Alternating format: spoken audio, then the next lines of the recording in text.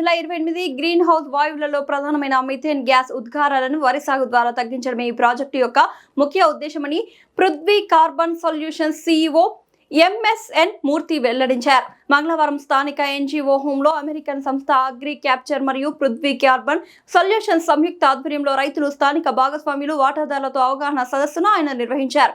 ఈ సందర్భంగా ఆయన మాట్లాడుతూ వరి సాగు చేసే 110 నుంచి 120 రోజుల పంట కాలంలో కనీసం 2 సార్లు పొలాన్ని ఎండబెట్టడం, ఏరియేషన్ 2 సార్లు నీరు పెట్టడం వంటి తడిపొడి పద్ధతిని అవలంబించాలని తెలిపారు. దీనివల్ల పంట దిగుబడి పెరగడమే కాకుండా మిథేన్ ఉద్గారాలు గణనీయంగా తగ్గుతాయని తెలిపారు. ఈ విధానానికి అవసరమైన పైపులను కంపెనీయే ఉచితంగా అందిస్తుందని, దీనికోసం రైతుల నుండి ఎలాంటి రుసుము లేదా అదనపు భారం వసూలు చేయదని స్పష్టం చేశారు.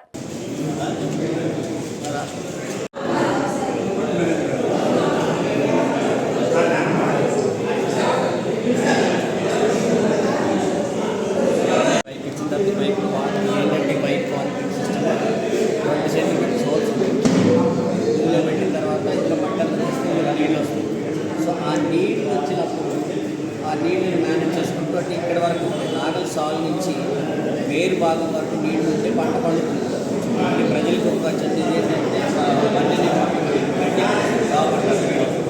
వీడి మేనేజ్మెంట్ తీసుకుని అది చేయడం వల్ల మిథేన్ ఎమిషన్, ఆ మిథేన్ ఎమిషన్ చేస్తే దానికి ఫార్మర్స్కి ప్రతి హెక్టర్కి $30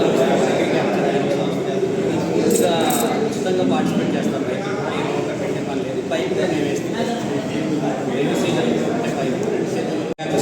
మరియు పృథ్వీ కార్బన్ సొల్యూషన్స్ సంయుక్తంగా భారతపురం పరిధిలో తడి పొడి విధానం, ఆల్టర్నేటివ్ వెట్టింగ్ అండ్ డ్రైయింగ్, వరిలో మిథేన్ ఎమిషన్ కోసమని ప్రాజెక్ట్ చేయడం జరుగుతుంది.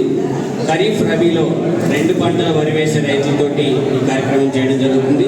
దానికి కానీ ఈరోజు స్థానిక వాటాదారుల సంప్రదింపు సమావేశం, local stake holder consultation meeting పెట్టడం జరిగింది. ఇందులో భాగంగా ఆయా రైతుల యొక్క అభిప్రాయాలు సేకరించడం మరియు ఆ రైతులకి ఏ విధమైనటువంటి విధానం చేయాలి, ఎందుకంటే పైప్ పానీ పైప్ విధానం ద్వారా ఆల్టర్నేటివ్ వెట్టింగ్ అండ్ డ్రైయింగ్ అనే విధానాన్ని చేయడం జరుగుతుంది. ఈ తడి పొడి విధానం చేయడం వల్ల మిథేన్ ఎమిషన్ జరగడంతో పాటుగా రైతులకి అదనపు ఆదాయం కూడా సమకూరుతుంది. 1 హెక్టార్కి సుమారుగా $30 ఇవ్వడానికి అగ్రికల్చర్ వాళ్ళు ఒప్పందం చేస్తున్నారు.